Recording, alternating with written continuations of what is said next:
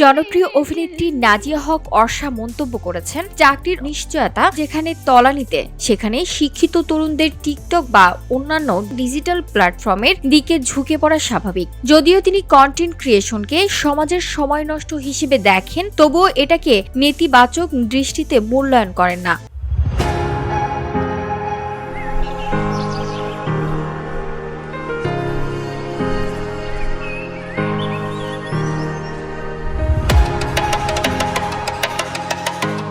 সম্প্রতি একটি শুটিং সেটে দেওয়া সাক্ষাৎকারে অর্ষা বলেন, বর্তমান পরিস্থিতিতে ডিজিটাল প্ল্যাটফর্মের দিকে ঝুঁকে পড়া কোনো অস্বাভাবিক বিষয় নয়। তিনি বলেন, যে দেশে মাস্টার্স পরীক্ষা শেষ করেও চাকরি পাওয়া নিয়ে এত অনিশ্চয়তা, সেখানে বাচ্চারা টিকটক করে ডলার উপার্জন করবে, এটাই স্বাভাবিক। আমি যদি শুধু অন্যকে নকল করেও ডলার আয় করতে পারি, তাহলে কেন করব না?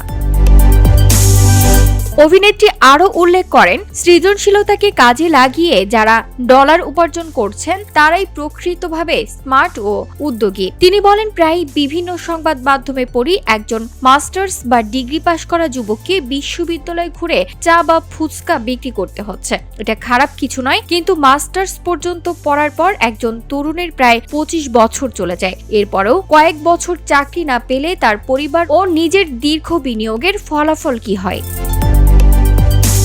তিনি আরও যুক্ত করেন, তুলনামূলকভাবে অল্প বয়সী তরুণরা টিকটক ও অনলাইন আয় শুরু করে নিজেদের জীবনকে আর্থিকভাবে নিরাপদ করছে। তারা দেশ বিদেশে ঘুরছে, নিজের উপার্জনে জীবন গুছিয়ে নিচ্ছে। সেই তুলনায় শিক্ষিত একজন তরুণ যদি বেকার থাকে, সেটা ভবিষ্যতে আমাদের জন্য